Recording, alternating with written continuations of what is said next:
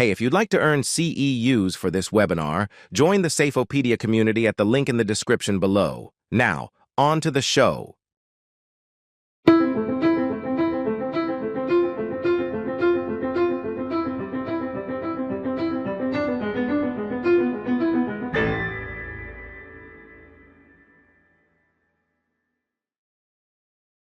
So yeah, my name's Eric Gislison. I am the Executive Director of NASP. My background is 30 plus years in safety. So I've been doing this a while. Certified Hazard Material Manager, Master Safety Professional. It's one of these that I do a lot of training on a variety of different topics. HAZCOM is one of those near and dear to my heart. Got a pretty strong chemical background. Been doing a lot with process safety management facilities. But HAZCOM's one of those that everybody needs to be aware of the hazard communication requirements, and it tends to be one of those that falls by the wayside.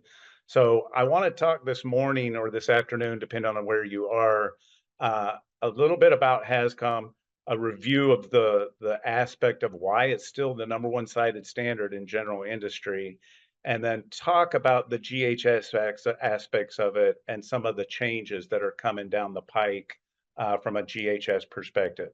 Everybody knows that the hazard communication standard is the nickname for it's the employee right to know. Maybe some of you guys don't know that when OSHA adopted GHS, they kind of updated that phraseology, meaning employee right to know and understand. And you're like, okay, well, yeah, that makes sense that people should understand their requirements or their ability to get information under the hazard communication standard. But what a lot of people don't realize that is that the understanding portion is probably the most difficult aspect of the HAZCOM standard because people need to know how to read an SDS. And the issue with that is people typically don't have strong chemical and toxicological backgrounds on it. And I get that, if OSHA were to come in and say, hey, you're working with some methyl ethyl death, where do you find information about that? And somebody said, okay, we go to our right to know workstation and we dig up an SDS or we have it online. That's great. But if they take that a little bit further and say, all right, well, you're working with this methyl ethyl death, and it appears that that particular material has a PEL of 30 parts per million. What does that mean to you? Now, if a person can't answer that question, that technically is a violation of the HAZCOM standard because they don't have the information to protect themselves if they've exceeded the permissible exposure limit. And the right answer to that, guys, would be to say, well, if I've exceeded the permissible exposure limit, I either have to don a respirator or I need to get out or figure out some kind of engineering or administrative control. Folks, think about it real world. How many of your employees could really answer that question? Okay.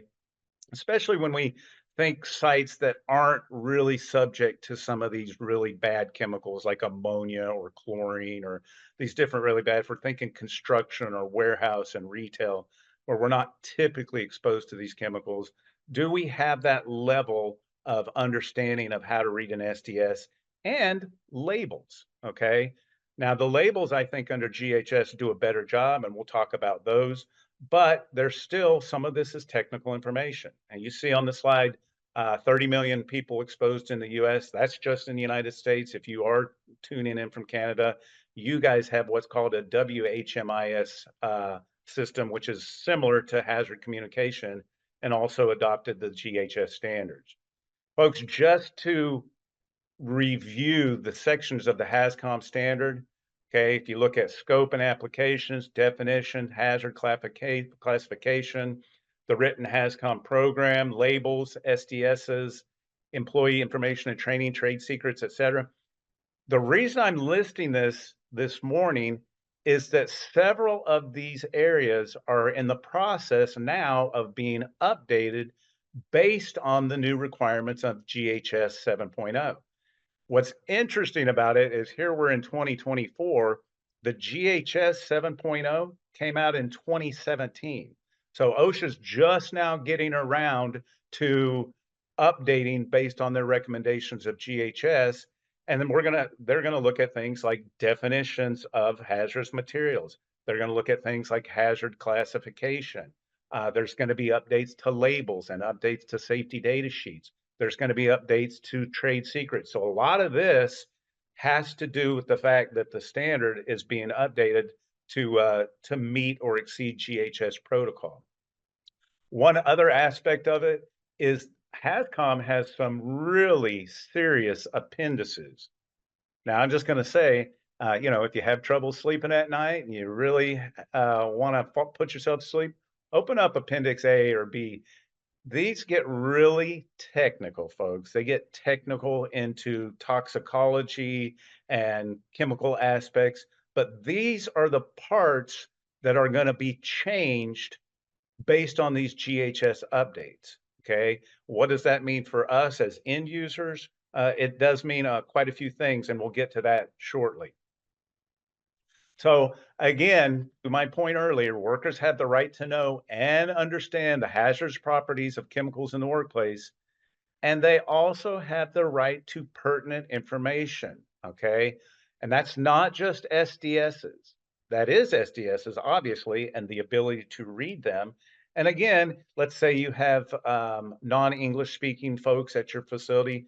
Maybe they have an SDS and they have a supervisor that can translate that. That's acceptable under the HAZCOM standard, but they need to have that information available to them in a timely manner. Okay. So it's SDSs, it's labels, there's other forms of emergency information available as well.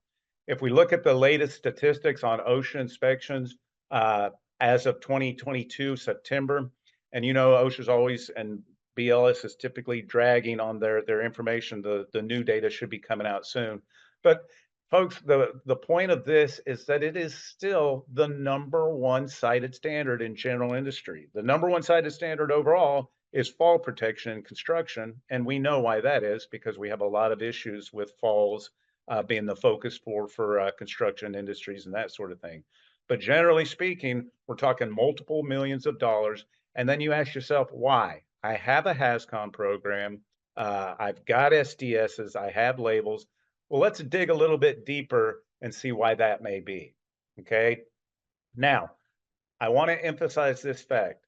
Some of these changes on GHS, folks, if you're an end user of chemicals, it is going to have nothing to do with you. It's going to be put back on the manufacturers and importers to update the information based on these new classification systems, based on the fact that flammables are going to be broken up into subcategories, and small packaging labeling is going to change, different things that we'll cover here in a few minutes.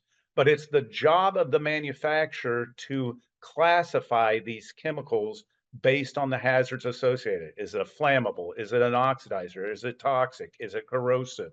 Okay. And there are new, very specific requirements under GHS to classify those according to their hazards. All right. What does that mean for us as end user? It means there's going to be significant changes in SDSs and labels. Okay. So the manufacturers typically convey this information through labels and on the containers and SDSs. We all know that.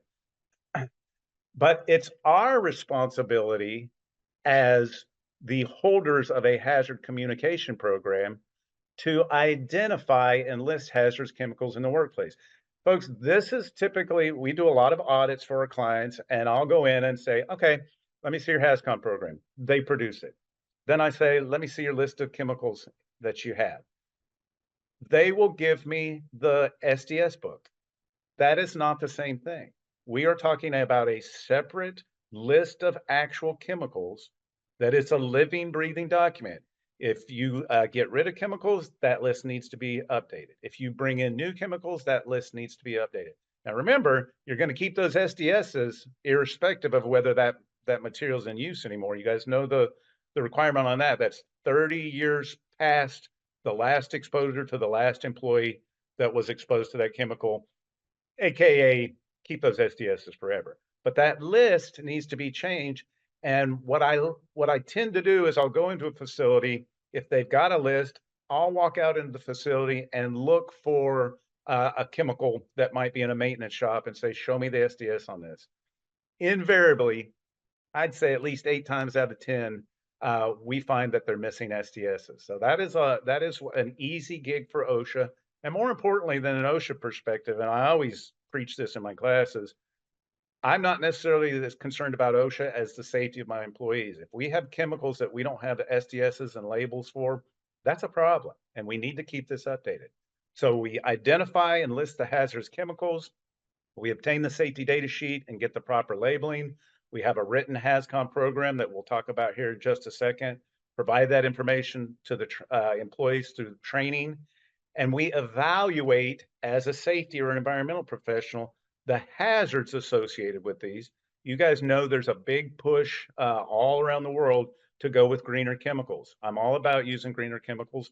Sometimes greener chemicals don't work as well as the more toxic or more flammable materials. So that we have to play that trade-off game and figure out, is the risk worth the reward?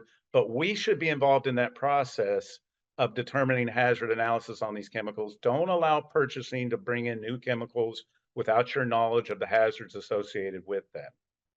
Okay. And to my point earlier, at least a basic knowledge of how to read an SDS. Now, I promise you, if you go through some basic chemistry, hey, vapor density, it's the weight of a gas compared to air. Vapor pressure, how much pressure does a liquid produce on a column of air above it? What's pH? What's corrosive? If you give them basic chemical and toxicological training, they're going to forget.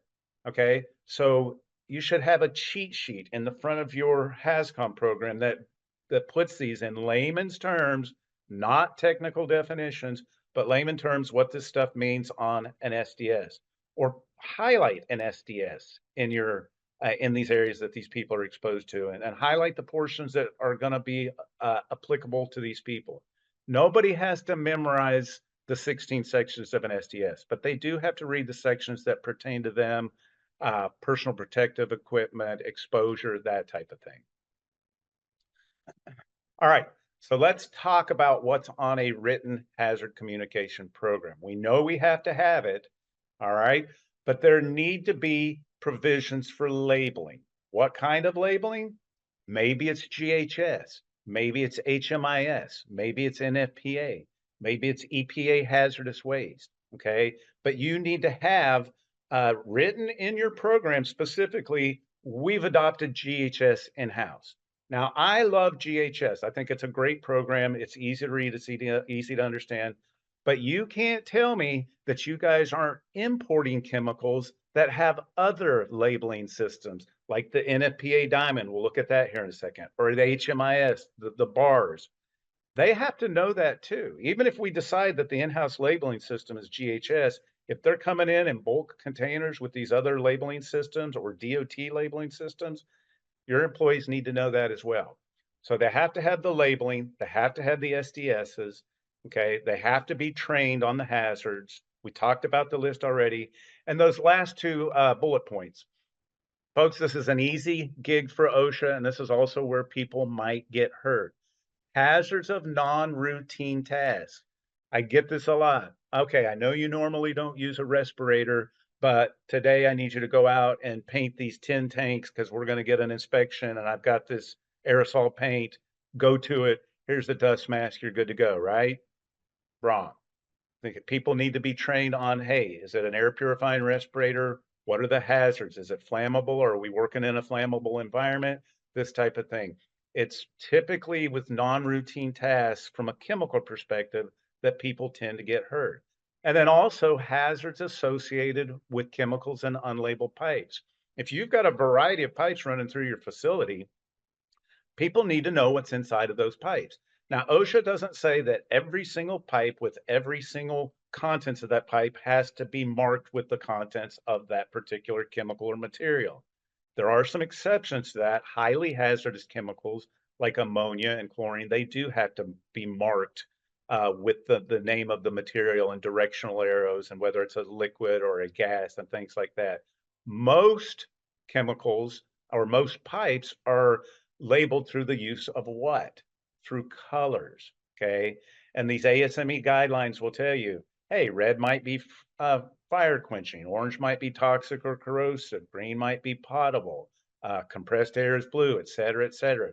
So there's these different colors, and that would be part of your HAZCON program. You should show a legend in your, we've got this product, it means this. We've got this product, it means this.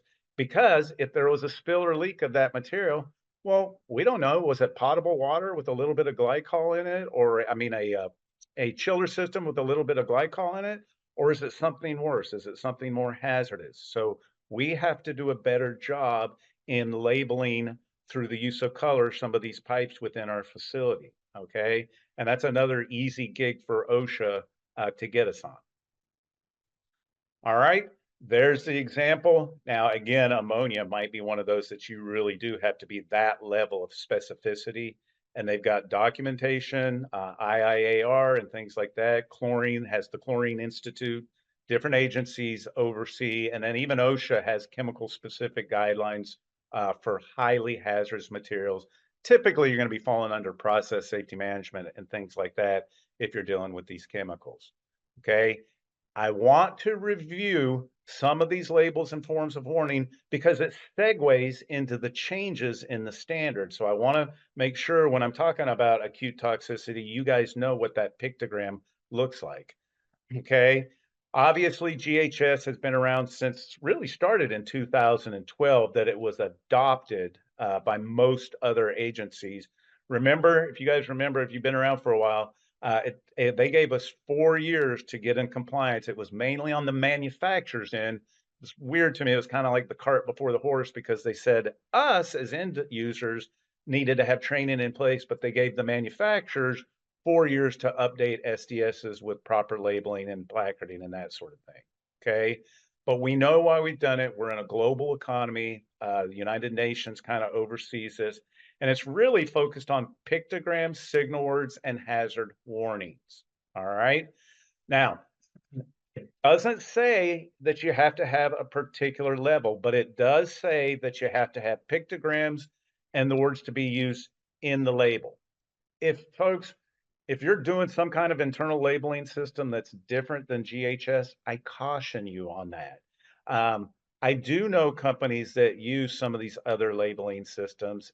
In addition, they'll use the labeling system with a caution statement and the pictogram. So again, be careful. You've got to make sure that it meets all of the elements on a GHS label, which we'll look at a second.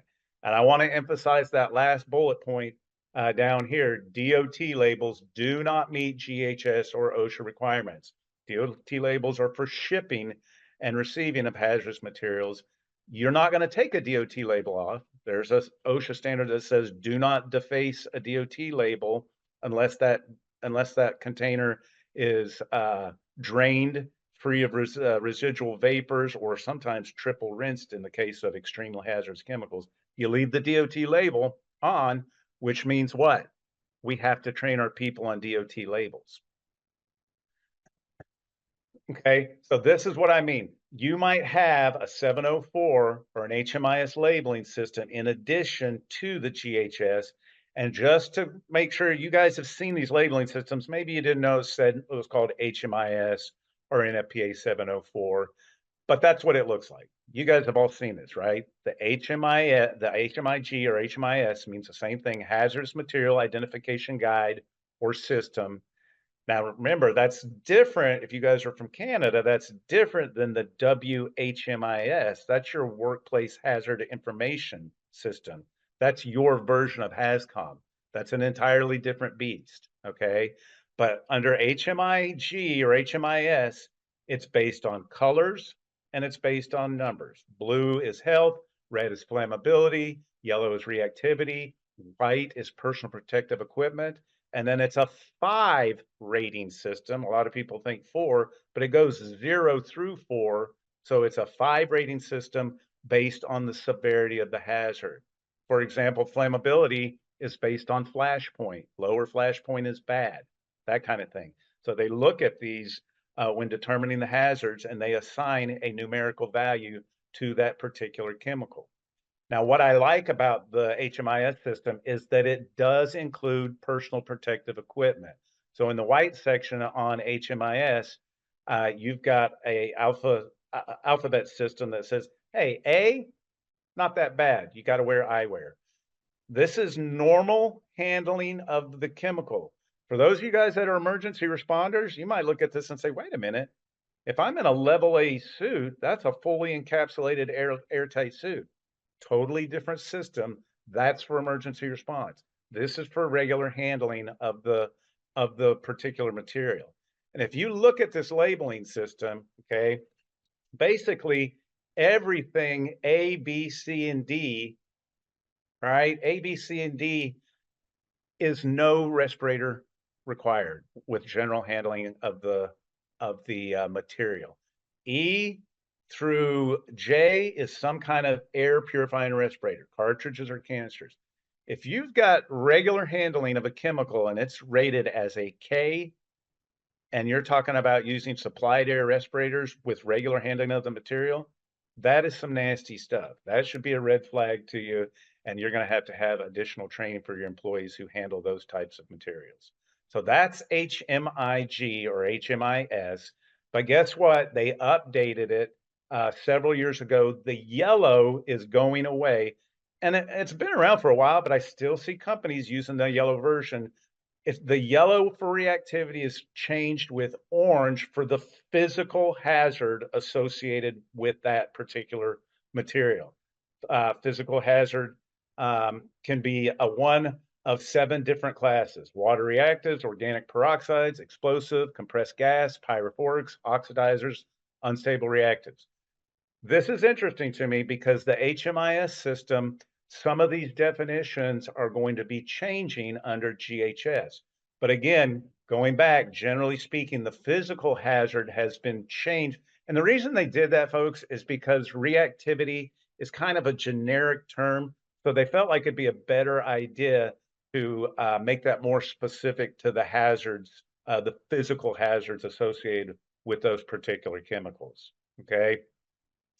NFPA is very similar. NFPA was really designed for the firefighters. It's designed for putting out a fire associated with that material. So, do I think it's great for an in-house labeling system? Maybe not. Maybe an HMIS or just all-out GHS is probably a better system.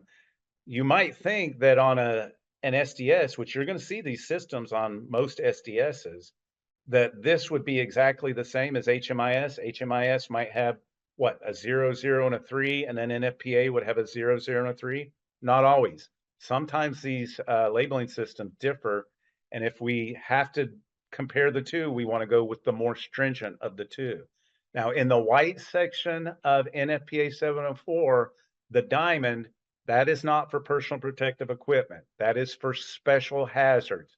Let's say maybe there's an acid, maybe there's an alkali or corrosive or oxidizer. Okay. Something like that, that when a firefighter shows up, they see that and realize, okay, maybe we don't need to be adding water to this particular chemical because it's reactive with water. But I will tell you that some companies still use this as an in-house labeling system. If you do, at the very least, you need the pictograms and the signal word and a precautionary statement. Okay. So guys, we've seen the label, right? We know what's on a GHS approved label: product identifier, supplier, chemical identity, hazard pictogram, signal words, statements, precautionary information, which is really good. To me, I like the precautionary information because it's nice and easy to understand. It's not telling you PEL or STEL or IDLH or a lot of this other toxicological terms and concept. They're like, whoa, I need to get a dictionary out to figure out some of what I need to understand this SDS. This part that I just highlighted is standardized and is the part that's going to change under GHS with the updates from an OSHA HAZCOM perspective. So these appendices, which will not be most of you guys, I want to reiterate that fact. You're not going to be in there unless you are a manufacturer or an importer.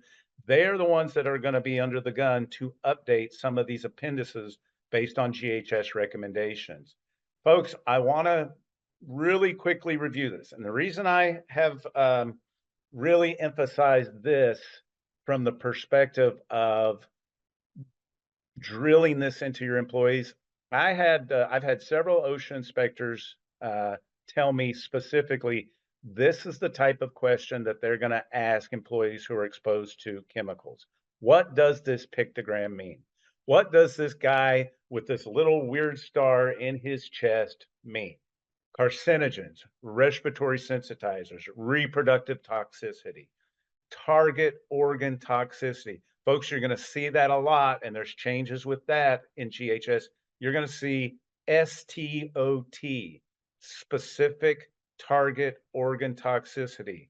Does that material attack the liver? Does it attack the kidneys? Does it attack the reproductive organs, right? So this is going to be one of those updates because there's been changes in that and basically updated information on the toxicity of these materials. If we're talking about a flame, all right, everybody should know the flame, but do we know that we're talking self-reactives and pyrophorics with the flame? Folks, do you know what a pyrophoric is? Do you have pyrophorics within your facility? These are materials that undergo violent change and burn in the presence of air. Think sodium metal gas and things like that. If you don't have them, don't worry about it. But I can tell you this is another one of the changes with GHS where they're creating a subcategory under the flammables for pyrophorics because a lot of people don't realize that the pyrophorics have that flammable capacity. Then you've got the exclamation mark, okay? Irritant, dermal sensitizers, acute toxicity, harmful, compressed gases. That's what it is. It's a compressed gas. But does this GHS tell you whether that's a toxic gas, a flammable or corrosive, anything like that? No, it just tells you it's a gas under pressure. And we're going to get additional information through the precautionary statements and things like that to give us a determination of what that material is. Corrosives, right? They burn through the skin at a given rate. There are some changes in the GHS from a corrosivity standpoint, especially corrosive inhalation hazards. Exploding bombs. Now, in the past, that just meant typically explosives, okay? Maybe some self-reactives, things that undergo change by themselves. But organic peroxides was put into this category. That is not the same as DOT. DOT puts organic peroxides in with the next category, which is oxidizers. That's the flame over the circle. Oxidizers undergo violent change in the presence of organics and acids and bases. Folks, oxidizers scare the crap out of me because a lot of people don't realize that oxidizers in the presence of these other materials can burn. An oxidizer by itself doesn't burn. Chlorine doesn't burn by itself, but you mix it with an organic material, you can get a spontaneous combustion and you don't even know why. So make sure you store incompatible chemicals correctly. Environmental, that's not technically mandated by OSHA, but it's typically in there. That's going to be more EPA stuff. And then finally, the last one, skull and crossbones. This is the bad stuff, folks. This is acute toxicity, severe. So if I were to ask one of your employees, for those of you guys that are kind of clucking along and paying attention, okay, well, what's the difference between the guy in the top left with the weird star in his chest and the skull and crossbones in the bottom? They both appear to me to be toxic. What's the difference? Does anybody know? So I can tell you the difference is the one in the top is typically chronic exposures, while the one in the bottom is acute exposures. Same with the difference between the exclamation mark and skull and crossbones. Exclamation mark it's acute toxicity, but it's not as severe. So we're talking about irritants and things like that, things that you can recover versus potential death with skull and crossbones. So the level of severity is also a big factor in this. And again, you should have your employees knowing the difference between these types of pictograms. And again, I spent a lot of time on it because it's one of the things that's going to be changing. Not the same as DOT pictograms, right? They're both 1 through 9, but DOT is similar, like corrosive being 8, but not exactly the same. So you've got to train people that are bringing in materials. There's a separate DOT standard for people that ship or cause to be shipped hazardous materials, and they got to go through a much more intensive training than HAZCOM if they're handling hazardous materials that are being shipped out or received in. And I'm talking about even the people that are unloading it from the dock and things like that. So DOT has some specific requirements that go above and beyond the scope of this. So in addition to the pictograms, you have the signal words. It used to be caution and notice and things like that. Now it's just warning and danger. And then really, this is just a signal word that says, okay, it's bad, but it's not going to kill me, or danger, it's going to kill me if I'm potentially exposed to. It's funny if you look at the third bullet point, one that says death or serious injury that will cause death or serious, and then warning says could cause death or serious injury. So again, it's a level of severity. Okay, on the hazard statements, this is where we're going to get some significant changes. All of these different categories, okay, some of them are going to be changing under the new GHS rule. All right. And that means that these manufacturers are going to have a certain period of time to go in and update the SDSs. Guys, do you remember what a pain it was when we had the final changes in GHS and we had to update all of our SDSs? Now, everybody should know you don't have to update your SDSs year in and year out. There's only if there's a significant change or new information is found out about the hazards of this material. That being said, with the implementation of these new changes with GHS, there's going to be some changes in SDSs, and we're going to have to update all of our SDSs that are affected by the changes. Okay. They're based on a lot of this that gets into the minutia. It goes way above and beyond this. It gets into some serious toxicology, but they base these appendices on health hazards, acute toxicity, skin corrosion, eye damage, respiratory sensitizers, germ cell mutagenicity. That means, is it going into the testes and ovaries? Think heavy metals like mercury or cadmium or lead. We all know what cancer causing carcinogenicity, reproductive toxicity like etiologic agents, target organs, and even the newer one is an aspiration hazard. So just little tiny droplets of the stuff that you breathe in will lodge into the alveoli of the lung tissue and cause chemical pneumonia and other stuff like that. So that's the health hazards that there's going to be some changes on. And then there's going to be some physical hazards that are going to be changing. The definitions of flammable gases are going to be changing.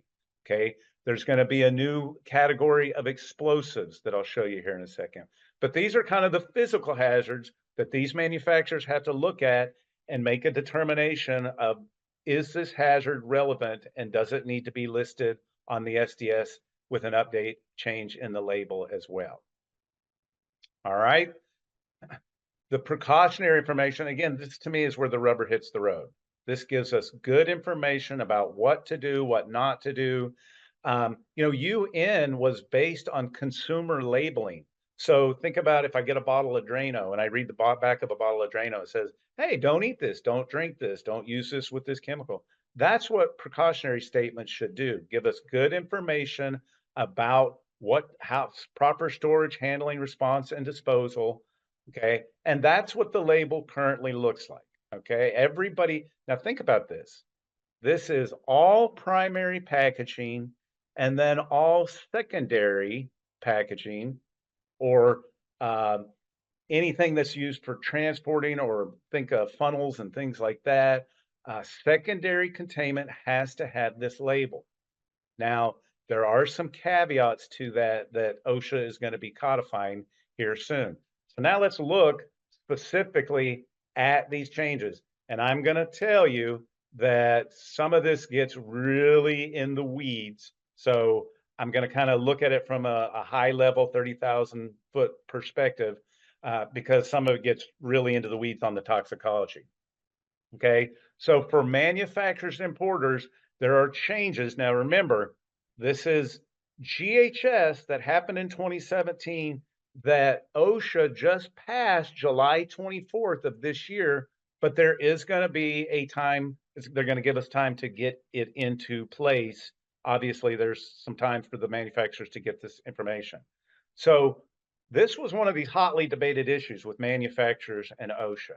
And this is, do manufacturers have to include hazards associated with changes in physical form or resulting from chemical reactions during use? In other words, downline uses of that chemical, changes in physical form. Does it produce heat?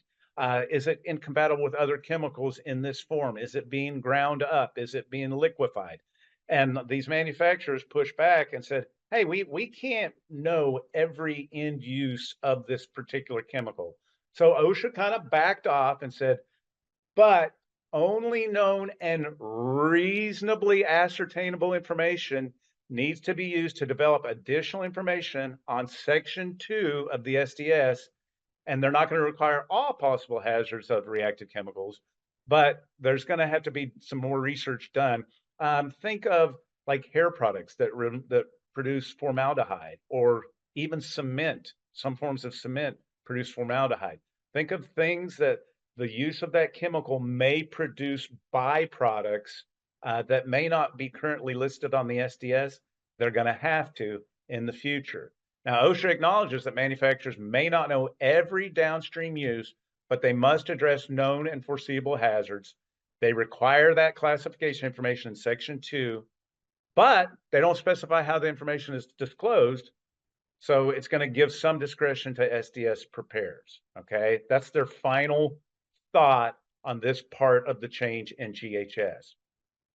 Now, they did also adopt a subcategory to flammables. So it just used to be a category 1 on flammable gases. Now it's broken into 1A and 1B. Pyrophorics and chemically unstable gases. Remember, we talked about it. Pyrophorics break down and burn in the presence of air. That's a higher level hazard than a non-pyrophoric material, or a material that doesn't break down easily, that's not chemically unstable. That type of flammable gas is still considered a flammable gas. And guys, the definitions of flammable gas, there are multiple definitions of flammable gases. And then in addition, they adopted a desensitized explosive category, and they rated that 1 through 4. And you're like, okay, I don't use explosives. I don't know what that is, and I don't care. Maybe not. A desensitized explosive is basically one that's been stabilized. They call it a phlegmatic. How's that for a word? You got that phlegmatic, and these phlegmatics are materials like water or oil or wax or paper that are basically dissolved into this explosive material to keep it more stable. All right. So this current class for pyrophoric gas is now covered under flammable gas classes. And they also adopted chemicals under pressure class, categories 1 through 3, with a revision of GHS revision of 8. A lot of this that adopted is revision 7, but this one's revision 8. Guys, I don't know if you know this, but GHS is updated every 2 years. Now, the big one in my mind that affects a lot of us, I think OSHA has done a woeful job on dealing with combustible dust. So they have now updated combustible dust to a definition where we can really oversee what a combustible dust is. They still haven't passed an OSHA regulation on it, but it's there. They also clarified nuisance particulates. Okay. Did you guys, I don't know if you know, there is a PEL for nuisance particulates. Okay. And then that second bullet point, acute toxicity. Now they're going to have the little skull and crossbones for something that's corrosive to the respiratory tract if that corrosivity leads to lethality. Think hydrochloric acid and some of these others. You're breathing in. We normally think of those as splash hazards, but you get it on your skin, okay, that's fine. It's going to burn and you're going to have issues. You breathe it in. How are you going to treat the soft lining of the tissues of the lungs? It can kill you in certain circumstances. Now, I know we're running out of time. I see Jamie popping up. He's like, get it wrapped up, Eric. Only if you want questions. Okay, I definitely do. Okay. I will say this. This is a big one to me. This has always been an issue for you guys. Small packages. There have been, OSHA has codified these updates for 3 milliliter to 100 milliliter containers. Reduced labeling requirements are specified, but they still want you to use the fold out or the fold back types of labels, okay? So there are some caveats to that. This is kind of what they might look like. You see this fold out in the top left? That's what they're looking for, or maybe you just attach it to the bottle. Or if it's a really small container, you can kill the precautionary statement and some of the other information and just have the name, the signal word, the phone number, and the pictogram. But folks, we're still talking about you have to have these smaller containers labeled. All right. Trade secrets, they're kind of cracking down on trade secrets. They're telling manufacturers, hey, fine, you got a trade secret. We still need to know a concentration of that trade secret material. And there is an entire list of these that the manufacturers, they need to be more open with this material. Trade secrets in an emergency situation can be a real hindrance to get the person the type of care they needed if they're being exposed to the chemical. Finally, a couple of things. They are trying to align with EPA and DOT with some of their definitions. I want to get to the schedule on this. Guys, it's going to be important to you guys because it's going to change the labeling requirements. It's going to change sections 2, 3, 9, and 11 of the SDSs. Manufacturers are going to take some time to get this stuff covered. I'm not going to, and there's your approach. Your implementation deadline. So July 24th is when this went into effect. Manufacturers are going to have a year for some chemicals. If they have mixtures and there's a variety of chemicals within that particular thing that they're selling, they're going to have additional time. But we're looking at about 3 months to get 3 years to get all of our labels and SDSs updated and in place. So employers, workplace labels, HAZCOM program and training, and then updated labels and SDSs for mixtures gotten to us by the manufacturers within 3 years. And then we do a final update of labels, HAZCOM, and training. All right. And that's what I just wanted to show you that SDS. Those are the sections 2, 3, 9, and 11 are probably going to change. All right. I know I stuffed a lot in that time frame. I apologize for rushing through it. Did you have some questions, or did the group have some questions, Shane?